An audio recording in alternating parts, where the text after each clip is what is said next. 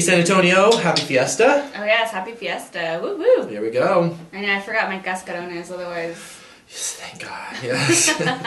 4 showers today, me getting that stuff out of my hair. Oh yes. And then you find it everywhere like 2 weeks later and... Still places you don't want to talk about. Yeah. Well, very good. Well, once again, I'm Cecilia Barretto from Vinously Speaking Wine Shop in the Medical Center.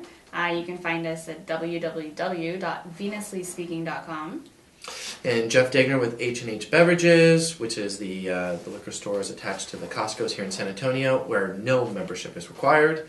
Just walk on in and buy.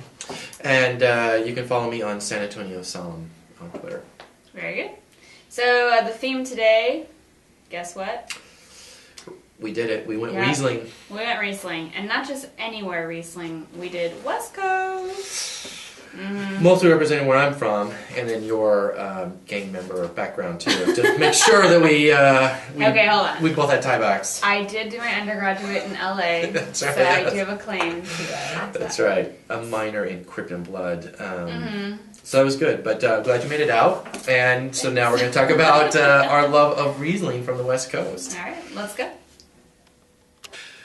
So what we're going to talk about today, our first one is North by Northwest, or NXNW, for your South by Southwest fans there. All right. It's a great little winery up in Washington that really focuses on the Washington wines, which is on the white side Riesling and Chardonnay, on the red side to fantastic Cabernet Merlot, and they're all very value driven. I mean, very, very fantastic pricing.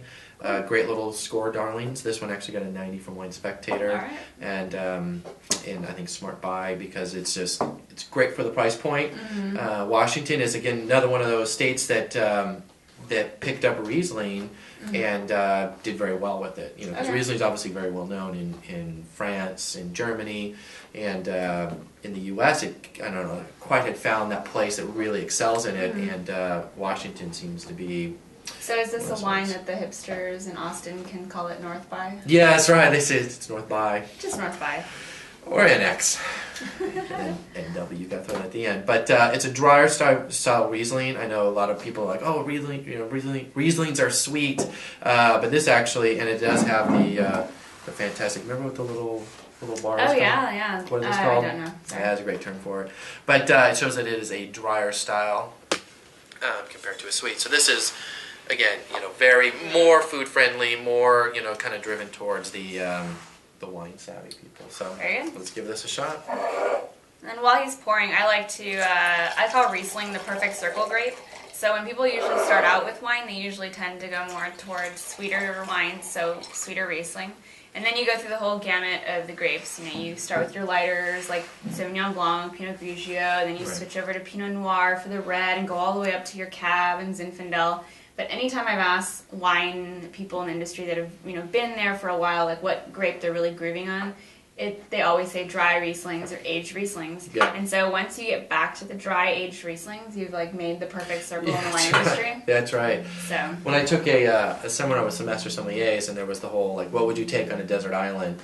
Every one of them, dry Riesling. Yeah. So and it is. I mean, it's a fairly universal as far as flavor profile and what it pairs with. Yeah. It's a very again food friendly and pairing style wine.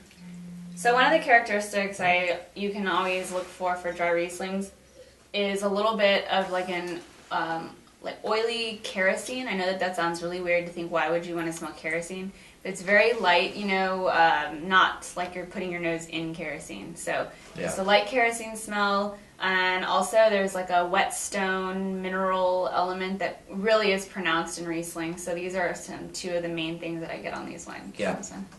Yeah, it's one of the things, somebody had told me petroleum one time, kind of a gassy smell. I was like, what? And I smell it, what? It is there. And it is one of those kind of weird terms where people, think it's off-putting, but it's actually, quite.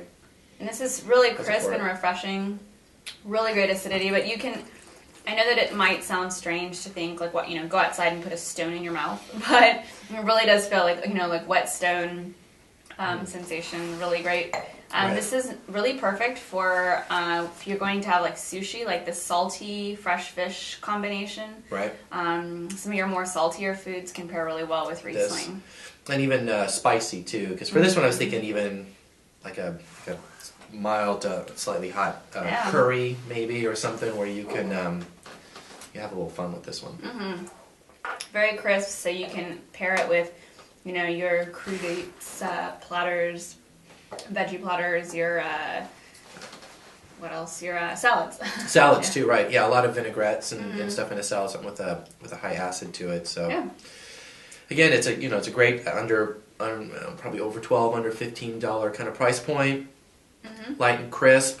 People who are just starting off in the wines would love this one. People who have fully come around the full circle would appreciate this one too for the kind of the complexity and the great flavors in this. So. And if you're into sweet wine, but you're kind of thinking maybe you want to move into drier wines, this might be a great one. You know, taking the training wheels off kind of thing. Right. Because there's still the aromas you're used to on sweet Rieslings, but you know, this would be a good segue in, because a lot of people ask me that, you know, I'm into sweet wine, but I want to move to dry ones, so how do I do that? So wines like this would be great. Good. Perfect.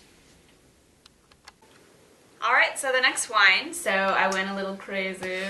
Yeah. As always. Cray. So this one is still Riesling, but only 25% Riesling. There is 75% Chenin Blanc. So Chenin Blanc is a variety that you find in the Loire Valley in France. And so it tends to be, I mean, you can find different ranges for it, but it brings a lot more of a body to it, a lot more of apple aromas, mixed in with the Riesling, which has a little more aromatics to it. So pretty unique. I mean, you don't often find a lot of blends where it's Riesling and something else. Correct, yeah. It might be a part of a 3-grape blend or 4-grape blend. So anyways, it comes from Central Coast, California. So we'll Let's try it. pour a little bit here.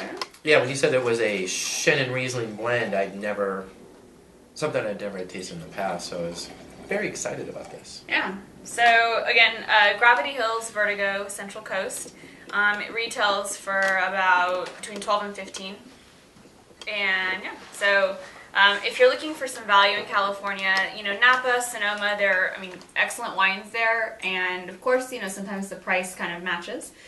So Central Coast, you find a lot more, they're a lot more playful with a lot of things, and the pricing is a little bit less than you usually find. So a good value wine and a good place to explore. So yeah, I agree. I think that's where you can find some nice little, again, not highly priced wines that are still outstanding for their grape varietal.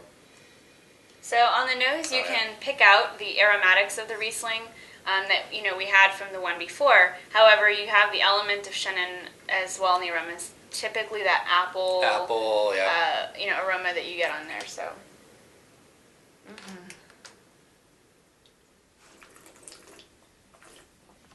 So this one on the mouth's a lot more round. Yeah, more full-bodied, more kind of a coating style. The other one's kind of lean and crisp on the tongue. This has a little more of that kind of full palate. All points of the tongue are being touched with this one. This is fantastic. And this one, for maybe those of you who aren't familiar with Chenin Blanc or dry Riesling, if you think of something more like a Pinot Grigio on the full end, this one kind of is in that same category. So this would be really great with your chicken dishes, you know, light, summery type foods of this nature, pastas with lemon sauce, those sorts of things. So yeah, I get a lot of Meyer lemon at the finish of this one. I think, like a piccata dish, you know, like a fish piccata where there's a lot of lemon in there. And some capers. And some capers, I think this would be fantastic. And then guys, I'm going to give you a little hint here. If you find this bottle and, you know, you give it to your significant other, you can get some bonus points, because on the back, you can just tell your significant other, "You can't blame gravity for falling in love," by Albert Einstein. No truer words. I like that. I know. And then you can just know in the back of your head, send me a comment on the bottom and say, "Thanks, Vinously Speaking." Thank you. Yeah, obviously, comment anytime down there, whether you're thanking her for some help, or if you do, you know, try these wines, find them and try them, and let us know what you think. Yeah. So thank you for joining us for our West Coast Partay. Let's go. See you later, guys.